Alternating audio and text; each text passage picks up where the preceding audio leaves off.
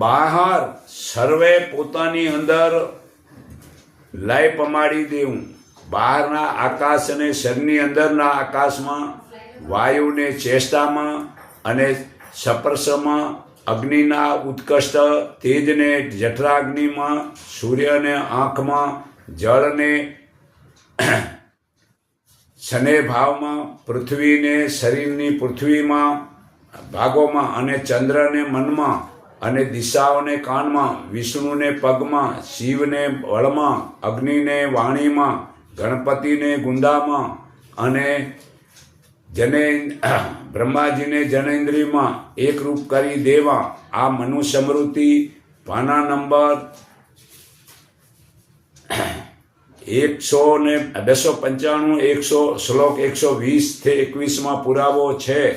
તો જે મનુષ્ય હતા, હું તમને ગીતા અધ્યાય 11 શ્લોક 3 વાંચી સંભળાવું છું.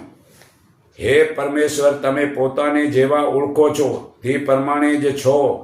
હે પરમાત્મા, આપનું ઈશ્વરીય સ્વરૂપ હું પ્રત્યેક જોવા ઈચ્છું છું.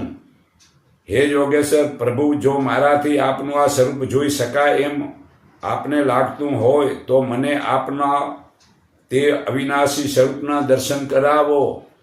તો શ્રી કૃષ્ણ ભગવાને કહ્યું, હે પાર્થ, મારા અનેક પ્રકારના તથા અનેક વર્ણ અને આકૃતિવાળા સેંકડો અને હજારો રૂપ દિવ્ય રૂપોને તું જો.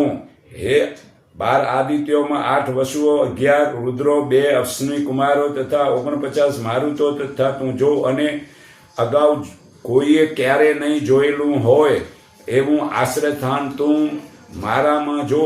અને આ મારા શરીરમાં એક જ સ્થળે થાવર જંગમ સહિત સમગ્ર જગત અને બીજું તું જે કાંઈ પણ જોવા ઈચ્છે છે તે બધું જ તું જો.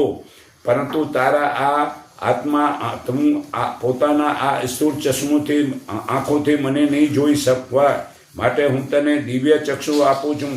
તેમાં તું મારું ઈશ્વરીય સમર્થ તું જો. તો ગીતા અધ્યાય હવે હું તમને 52 જે આગળ અધ્યાય 11 52 મતલબ આગળ વાંચી સંભળાવું છું.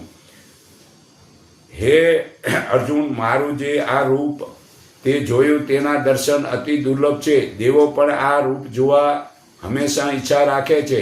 જે પ્રકારે તે મને જોયો તે રૂપે હું વેદો વડે, તપ વડે, દાન વડે કે યજ્ઞ વડે જોવાને શક્ય નથી. પણ હે